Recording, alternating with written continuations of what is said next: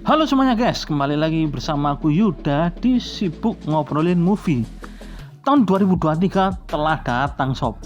Mumpung baru awal tahun ya, ada kalanya mungkin kita ambil waktu sedikit untuk merefresh kembali semangat, harapan dan rencana yang baru untuk mengarungi tahun ini dengan penuh percaya diri.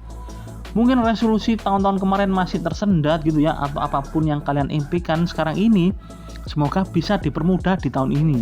Bicara soal baru, di video kali ini aku juga akan memberikan sesuatu yang baru, yaitu daftar film-film yang layak ditunggu di tahun 2023 ini sob.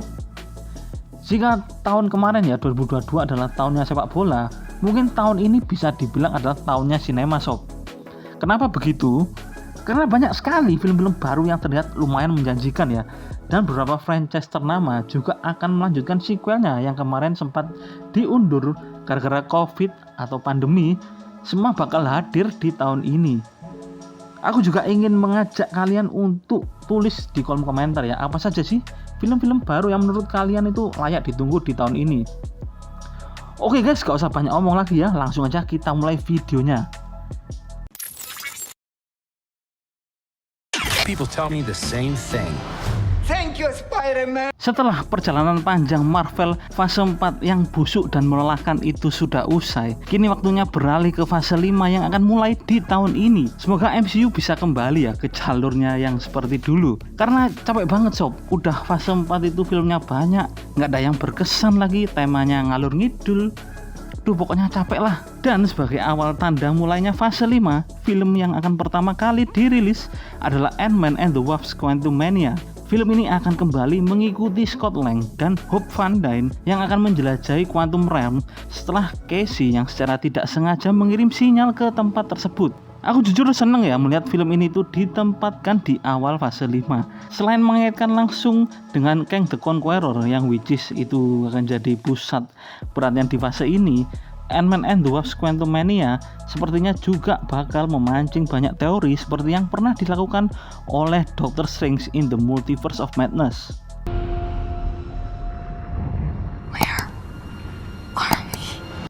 Kalau kalian ingat setelah Doctor Strange 2 muncul itu banyak banget sob teori-teori yang bermunculan gitu kan. Dan itu mungkin hampir berbulan-bulan ya film itu diulas habis-habisan oleh fans MCU. Dan Ant-Man 3 ini aku lihat punya kapasitas itu. Apalagi kalau syukur-syukur ya film ini juga bisa menyatukan beberapa cerita yang mungkin belum kita mengerti gitu kan. Jadi ya menurutku ini menarik lah buat ditunggu. Film ini masih dibintangi oleh Paul Rudd, Evangeline Lilly, Michael Douglas, Michelle Pfeiffer dan juga Jonathan Majors sebagai pendatang baru di sini. So, what's it gonna be? Ant-Man.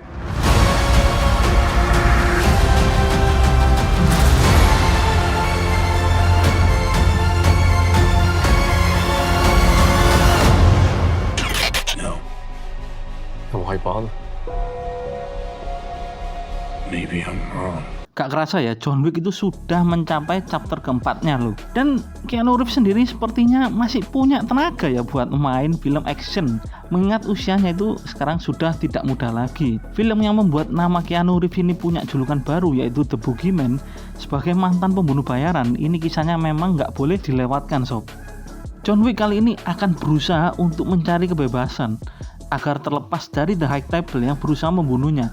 Yang itu artinya dia juga harus melawan mantan rekannya sendiri. Buat aku pribadi ya, sequel John Wick itu sejauh ini adalah film action terbaik yang mungkin ya dalam 5-7 tahun terakhir ini sob. Dimana seri pertama, kedua dan ketiganya itu sensasinya terus meningkat. Benar-benar filmnya itu dijaga dengan baik dari actionnya maupun juga ceritanya sob. It's time to get married. Or buried. I'm going to need a gun. Gak heran sih kalau banyak film-film action sekarang itu terinfluence oleh sequence actionnya dan juga koreografinya. Karena ya memang sekeren itu sih. Strategi yang diterapkan di franchise ini untuk selalu menghadirkan wajah baru aktor-aktor laga papan atas ternyata berhasil dan berkesan buat penontonnya. Seperti di chapter keempatnya kali ini ada Donnie Yen, Hiroyuki Sanada, Bill Skarsgård dan juga Scott Adkins yang akan turut serta beraksi di film ini. Left a good life behind a long time ago, my friend.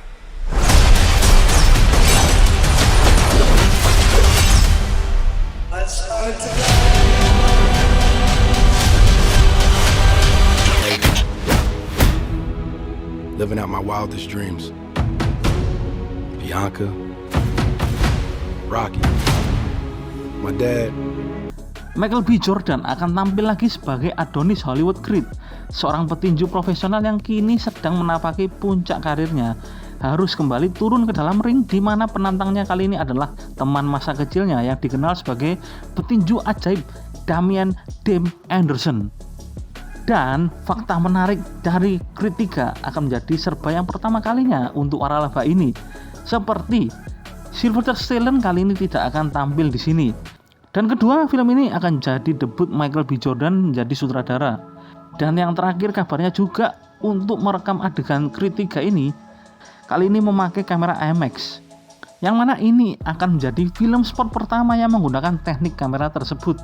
Cukup interesting ya menunggu gebrakan Michael B. Jordan yang satu ini. Jonathan Majors juga ikut serta di sini, dan ceritanya sendiri akan mengangkat sesuatu yang lebih dark dan jauh lebih sentimen dari film-film sebelumnya. Breaking, yeah. I fear God, I don't fear death. I see those stripes and take a step. I can hear you being quiet, Mom. I hope I didn't ice your game, man. No one my age says those words in that order. It's just hard to see.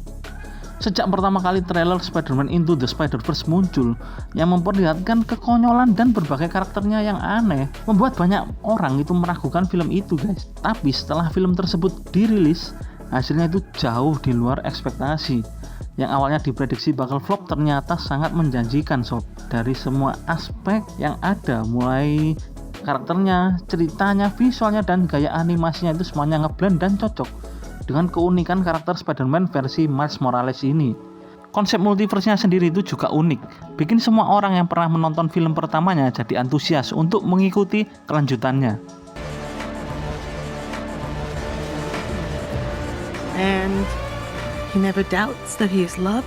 Di sequelnya kali ini akan bercerita tentang Miles Morales dan Gwen Stacy yang akan melakukan perjalanan ke dunia paralel. Tapi perjalanan mereka itu tidak pernah berjalan mulus, malah membuat Miles bertemu dengan lebih banyak jenis Spider-Man yang lainnya yang belum pernah ia temui. Salah satu yang jadi alasan kenapa film ini tuh paling banyak ditunggu karena di film ini katanya bakal banyak menghadirkan sekitar 20-an lebih varian Spider-Man. Gila sih, ngebayanginnya aja ya, udah pasti keren sob. Be the good guys. We are.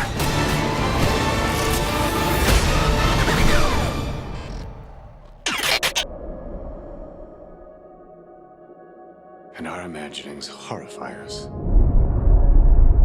Bicara soal Christopher Nolan itu selalu identik dengan Warner Bros. Kalau bisa digambarkan gitu ya, hubungan mereka itu seperti kerbau dan burung jalak. Simbiosis mutualisme gitulah sob. Banyak film-film produksi Warner Bros yang dia sutradarai itu mayoritas berhasil dan pastinya menghasilkan pendapatan yang fantastis juga. Contoh paling bagus ya, sequel Batman The Dark Knight. Tapi untuk saat ini kalian tidak akan melihat mereka bekerja sama lagi. Karena dalam menggarap film terbarunya, yaitu Oppenheimer, Nolan akan didukung oleh Universal Pictures. Karya Christopher Nolan yang terbaru ini memang sedang ramai dibahas dan dinantikan oleh para pencinta film. Mungkin karena film ini bertabur bintang papan atas Hollywood kali ya, seperti Cillian Murphy, Emily Blunt, ada juga Robert Downey Jr., Matt Damon, dan masih banyak lagi pastinya. Jadi banyak orang yang berekspektasi film ini bakal jadi suguhan epic di tahun ini. Oppenheimer sendiri akan berkisah tentang seorang ahli fisika bernama J. Robert Oppenheimer, atau yang lebih dikenal sebagai Bapak Bom Atom Dunia. Jika melihat dari sejarahnya, pria kelahiran New York ini yang mendapatkan julukan tersebut dikarenakan ia adalah kepala dari Manhattan Project yang meneliti soal bom atom selama Perang Dunia Kedua. Jadi mari kita tunggu saja filmnya akan jadi seperti apa gitu kan, di tangan sutradara jenius yang satu ini. Oppenheimer sendiri dijadwalkan akan tayang di bulan Juli 2023. About what's happening here.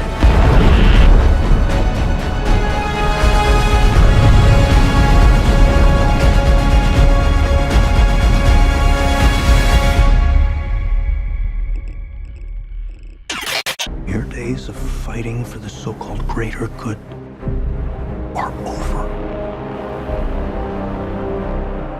This is our chance to control the truth, the concepts of right and wrong for everyone for centuries to come.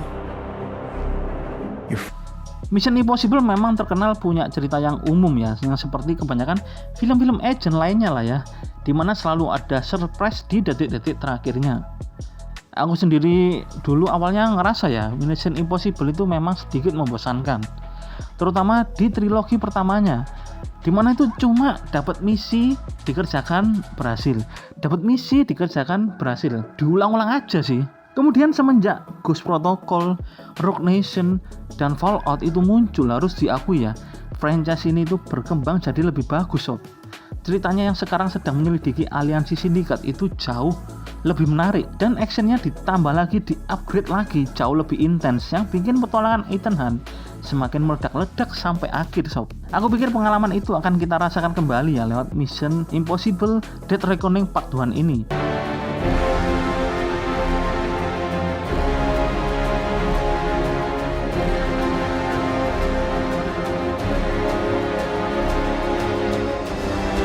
Mission Impossible Dead Reckoning masih dibintangi oleh aktor yang sama, tapi yang jadi sorotan aku adalah kehadiran Hayley Atwell sendiri dan juga Pom Klementieff yang dijamin bakal jadi pemanis film ini yang haram hukumnya untuk dilewatkan.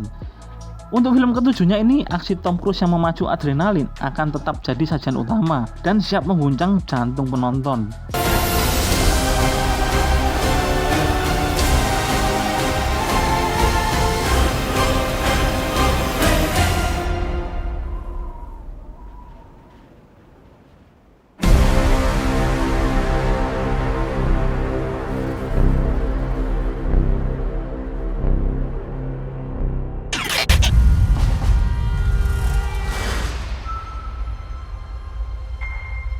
I miss the sea.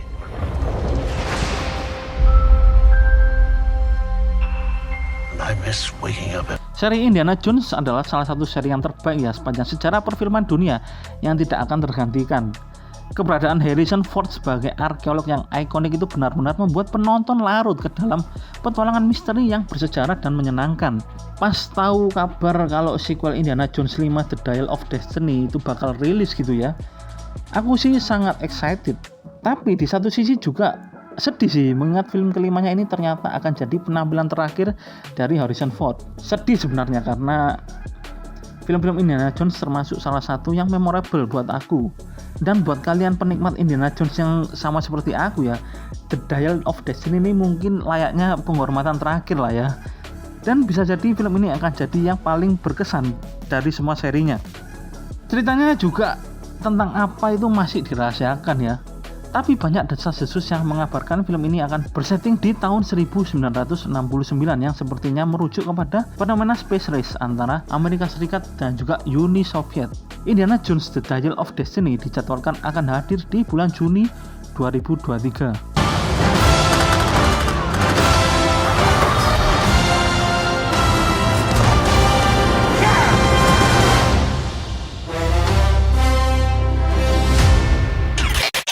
Itu tadi beberapa film baru yang menurutku layak ditunggu di tahun 2023 ini.